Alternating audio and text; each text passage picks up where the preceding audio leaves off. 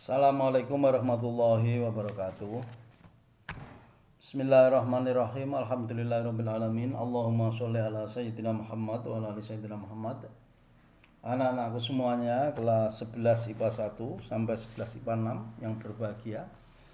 Perkenankanlah kami di sini Bapak Solihin dari Lengkir, Kacangan, Kecamatan Modo, Kabupaten Lamongan. Baratnya Kalen, mepet Kalen ya, sebagai guru sejarah kamu yang baru. Dan di sini saya memegang sejarah nasional kelas 11. Karena itu mari kita buka bukumu masing-masing, yaitu buku kelas 11 buku sejarah nasional. Monggo silakan dibuka bersama-sama bab 1. Perlu saya sampaikan di sini bahwa penggunaan video di dalam ruang guru itu sangat terbatas, yaitu dibatasi pada 100 MB, sehingga kita harus bisa memilih kata, memilih tutur kata yang sangat pokok, tidak bertele-tele, sehingga nanti bisa dimuat secara menyeluruh. Anak-anakku semuanya yang berbahagia, dalam bab 1 buku kamu itu, di situ materi yang ada adalah penjelasan sekitar kolonialisme dan imperialisme. Apa itu kolonialisme dan imperialisme? Itu silahkan dibaca sendiri ya. Cuma intinya adalah penjajahan. Jadi kolonialisme dan imperialisme itu adalah penjajahan. Bagaimana bisa orang Eropa, baik Inggris, Perancis, Belanda itu bisa masuk ke wilayah Nusantara, berdagang dan selanjutnya menjajah. Nah, itu akan kita pelajari pada hari ini. Anak-anakku semuanya yang berbahagia, sebelum kita bicara panjang lebar tentang kolonialisme dan imperialisme, maka perlu kamu semua ketahui bahwa dunia itu sangat luas sekali. Bumi yang kita tempati itu sangat luas sekali. Di dalamnya terdiri dari 5 benua ya. Mulai dari benua apa saja? Asia, 2 apa? Eropa, 3 benua Afrika, kemudian Eropa dan benua Australia. Nah, di dalam 5 benua itu terdiri dari banyak sekali negara. Masing-masing negara, masing-masing benua, masing-masing daerah itu mempunyai ciri khas daerahnya yang berbeda-beda. Dari alamnya sudah berbeda, ada yang tanahnya sangat subur, ada yang gersang, ada yang tandus, ada yang bergunung-gunung, ada yang bahkan berawa-rawa, ada yang separuh itu rupanya rupa laut. Seperti Indonesia itu banyak sekali lautnya, yaitu berpulau-pulau, ada yang mau di daratan tok. Nah, ono sing daerah itu panas sekali. Indonesia itu masuk panas sih karena dilintasi garis khatulistiwa. Ada yang dingin sekali, yaitu kutub utara, kutub selatan udah dingin sekali. Ada yang sedang-sedang saja. Sehingga apa? Corak tumbuh-tumbuhan yang hidup juga berbeda, corak hewan yang ada di atasnya juga berbeda, manusianya juga berbeda-beda. Kalau kamu semuanya itu berada di garis khatulistiwa, yaitu di daerah yang panas, mulanya awake gosong kabeh kaya kamu kaya aku iki padha ya. Kamu ning ngarep titik kono ning wilayah Cina ngono ya adem-adem ya wae ya tentune kuning, tentune putih. Oh, ngalor neh ngono ning Irlandia, Eropa kono. Daerah Uni Soviet kono adem ngono ya wae putih-putih, daerah adem. Nah, tidak hanya itu saja. Perbedaan daerah, perbedaan wilayah, perbedaan geografis nanti akan menimbulkan perbedaan pola pikir. Menimbulkan perbedaan apa? Perbedaan karakteristik dari yang menempatinya. Sudah beda yang karakteristik yang menempatinya, beda alamnya, beda hasilnya, beda dan sebagainya. Dari perbedaan-perbedaan itu nanti muncul yang namanya perdagangan. Perdagangan antar siapa? Antar daerah, antar wilayah, dan bahkan perdagangan antar negara, antar benua.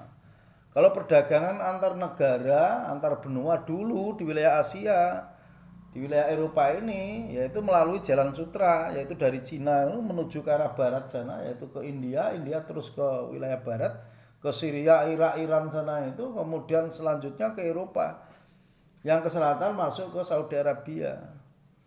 Cuma ketika Jalan Sutra itu sangat terkendala sekali karena apa? Karena jalannya yo lereng-lereng gunung panas, memuat dagangan yang sedikit karena apa? Karena unta dan kuda yang dipakai. Sehingga orang beralih ke jalan laut. Ketika orang beralih ke jalan laut maka sangat mudah sekali. Cuma laut itu juga awalnya tidak digerakkan langsung oleh mesin uap seperti sekarang, tidak. Asalnya digerakkan oleh angin ya toh. Anginnya koitan ya kapal melayu ngulon kabeh, anginnya kok kulon kapal melayu ngetan kabeh.